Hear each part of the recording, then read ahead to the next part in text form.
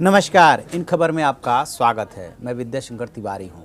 अयोध्या में राम मंदिर को लेकर के सुप्रीम कोर्ट ने ऐतिहासिक फैसला किया दिया। बहुत सारे लोगों के पेट में मरोड़ उठने लगे। उसी में से एक पाकिस्तान भी है। पहले उसे कश्मीर और धारा 370 को लेकर दिक्कत हो रही थी और अब राम मंदिर को लेकर के दिक्कत हो रही है। पहले उसने इसको यूनेस्को में उठाया, जहाँ पे भारत ने इसका करारा जवाब दिया, और इधर देश में भी कुछ अलग अलग तरह से जो है उसको लेकर के बदमाशियाँ हो रही हैं।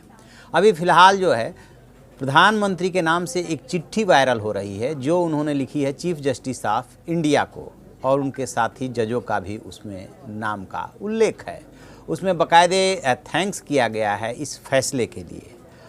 क्या एक प्रधानमंत्री चीफ जस्टिस ऑफ इंडिया को किसी फैसले को लेकर के, फैसले से पहले या फैसले के बाद चिट्ठी लिख सकता है?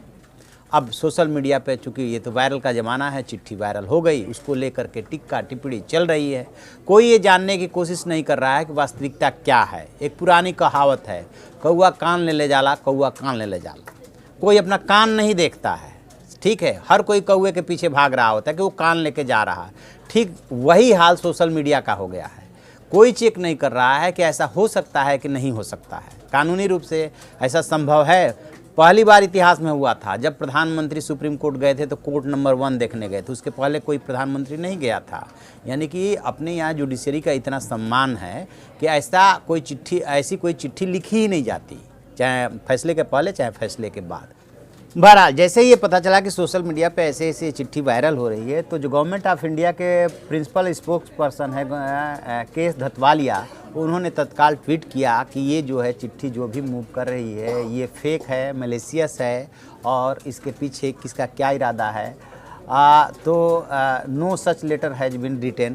प्रधानमंत्री ऐसी चिट्ठी लिख ही नहीं सकते। और इस फैसले को लेकर के, यानी कि राम मंदिर के फैसले को लेकर के बार बार उसमें जुडिशरी का, चीफ जस्टिस ऑफ इंडिया का, उनके साथियों का धन्यवाद किया गया है। तो कहने का मतलब ये है कि जब से राम मंदिर का फैसला आया ना, उसके बाद से देश का माहौल बिगाड़ने के लिए अलग अलग फ्रंट पे कोशिशें की जा रही है। इसमें पाकिस्तान का भी अपना कंट्रीब्यूशन है। खैर, पाकिस्तान तो मान लीजिए पड़ोसी देश है, दुश्मन देश है, वो अपनी तरफ से अफवाहें फैलाएगा। कश्मीर में सफल नहीं हुआ तो राम मंदिर पे कुछ कराने की कोशिश करेगा। आपको याद होगा कि 92 की जो भी घटना हुई थी वो दुर्भाग्यपूर्ण थी, जो भी ढांचा टूटा था।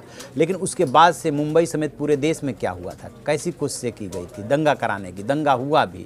ठीक उसी तरह से बहुत सारे लोगों को ये बात पच नहीं पा रही है कि अयोध्या में राम मंदिर को लेकर के पूरा मसला इतना शांतिपूर्वक कैसे निपट गया, कैसे दोनों पक्ष मान गए, ये लेकर के लोगों को दिक्कत हो रही है। और उसी क्रम में ये बदमाशी की गई है कि प्रधानमंत्री के नाम से चीफ जस्टिस ऑफ इंडिया की चिट्ठी को वायरल किया जा रहा है। बाकायदे आप चिट्ठी को देखेंगे, आप देखिए ध्यान से, तो इसमें प्रधानमंत्री लिखा हुआ है हिंदी में और इंग्लिश में। उसके ऊपर अशोक की ललाट है, फिर सत्यमेव जयते है।